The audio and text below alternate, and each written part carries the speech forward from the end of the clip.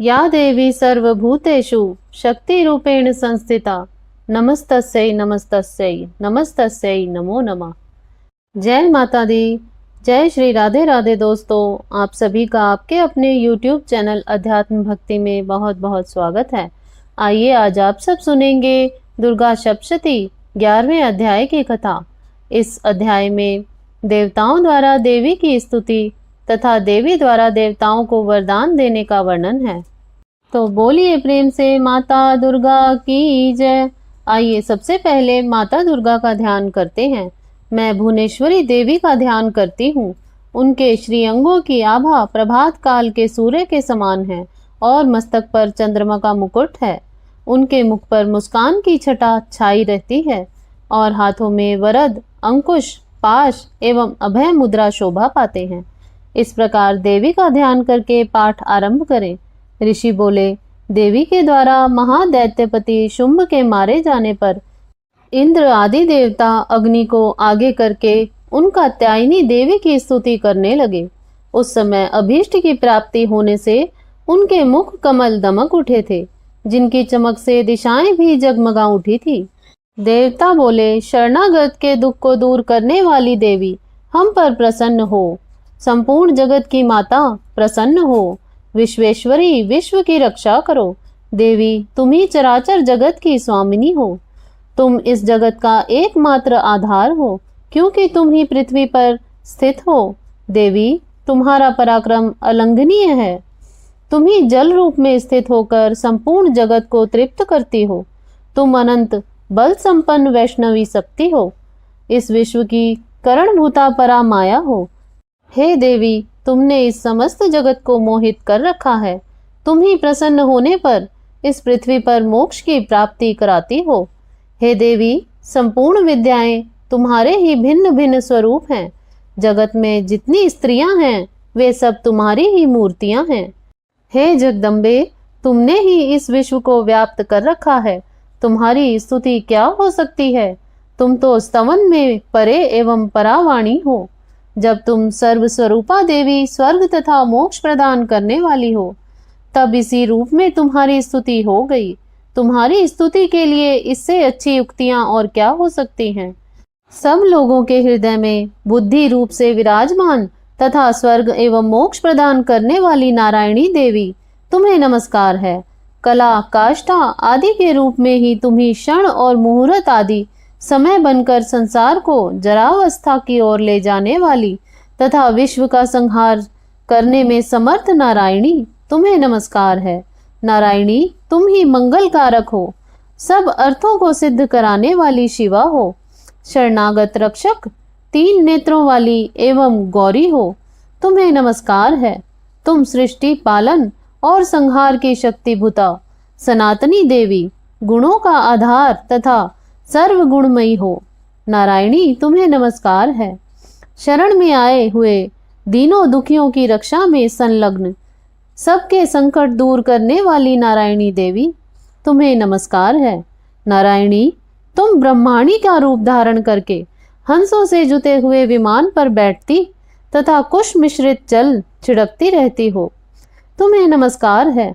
महेश्वरी रूप से त्रिशूल, चंद्रमा एवं सर्प को धारण करने वाली, महावृषभ पर बैठने वाली नारायणी, तुम्हें नमस्कार है। मोरों और मुर्गों से घिरी रहने वाली तथा महाशक्ति धारण करने वाली, पाप रहित कौमारी, तुम धारिणी नारायणी, तुम्हें नमस्कार है।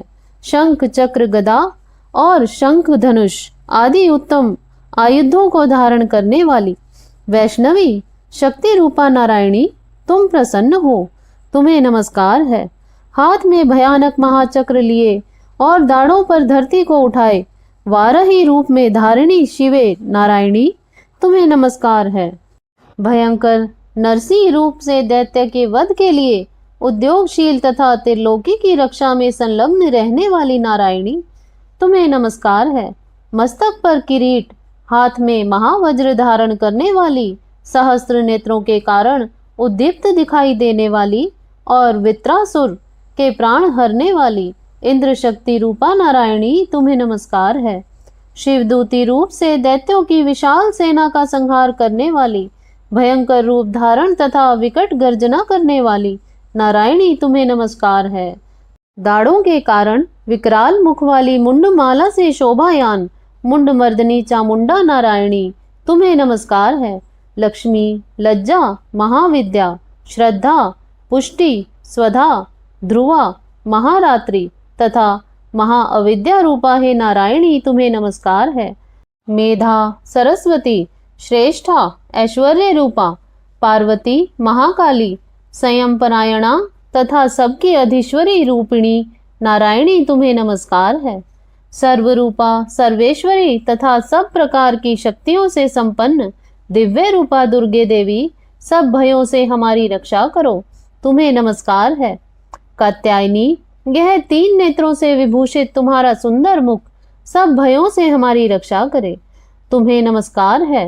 हे भद्रकाली, भड़कती हुई अग्नि की ज्वालाओं से विकराल प्रतीत होने वाला और भयंकर असुरों का संहार करने वाला तुम्हारा त्रिशूल भय से हमें बचाए, तुम्हें नमस्कार है। देवी, जो अपनी ध्वनि से संपूर्ण जगत को व्याप्त करके दैत्यों के तेज नष्ट किए देता है, वह तुम्हारा घंटा हम लोगों की पापों से उसी प्रकार रक्षा करे जैसे माता अपने पुत्रों को पापों से बचाती हैं। चंडिके, तुम्हारा खड्ग जो असुरों के रक्त और चर्बी से लथपथ हो रहा है, हमारा मंगल करे, हम तुम्हें नमस्कार करते हैं। हे देवी, तुम प्रसन्न होने पर सब रोगों को नष्ट कर देती हो और कुपित होने पर मनोवांछित सभी मनोकामनाओं का नाश कर देती हो। जो लोग तुम्हारी शरण में आ चुके हैं, उन पर विपत्ति तो आती ही नहीं है। तुम्हारी शरण में गए हुए मनुष्य दूसरों को आश्रय देने वाले हो जाते हैं।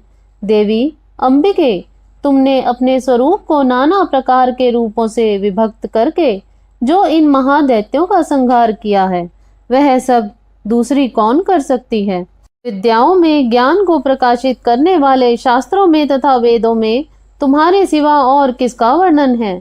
तुमको छोड़कर दूसरी कौन ऐसी शक्ति है जो इस विश्व को अज्ञान में घोर अंधकार से पूर्ण ममता रूपी गड्ढे में निरंतर भटका रही हो, जहाँ राक्षस, भयंकर विष वाले सर्प, शत्रु, लुटेरों की सेना और दावानल हो, वहां तथा समुद्र के बीच में भी साथ रहकर तुम विश्व की रक्षा करती हो। विश्वेश्वरी, तुम विश्व का पालन करती हो, विश्व रूपा होकर विश्व को धारण करती हो। तुम भगवान विश्वनाथ की भी वंदनीय हो। जो लोग भक्ति पूर्वक तुम्हारे सामने मस्तक झुकाते हैं, वे संपूर्ण विश्व को आश्रय देने वाले होते हैं।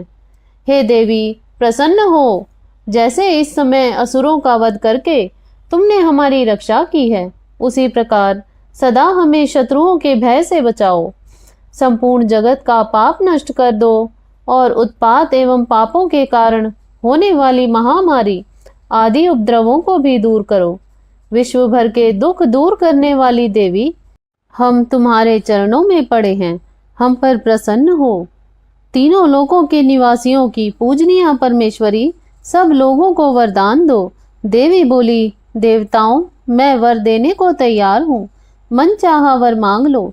संसार के लिए उस उपकारक वर को मैं अवश्य दूंगी। देवता बोले, सर्वेश्वरी, तुम इसी प्रकार तीनों लोकों की समस्त बाधाओं को शांत करो और हमारे शत्रुओं का नाश करती रहो।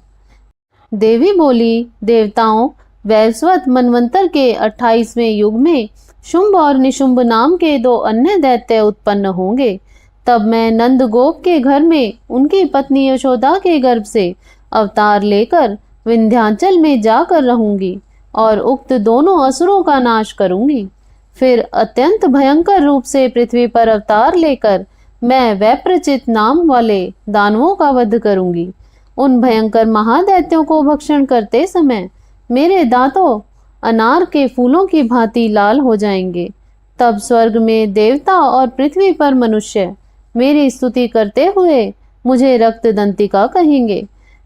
फिर जब पृथ्वी पर 100 वर्ष के लिए वर्षा नहीं होगी और पानी नहीं मिलेगा, उस समय मुनियों की प्रार्थना करने पर मैं पृथ्वी पर अयोनिजा रूप में प्रकट होऊंगी और 100 नेत्रों से मुनियों को देखूंगी। जब मनुष्य शताक्षी नाम से मेरा कीर्तन करेंगे।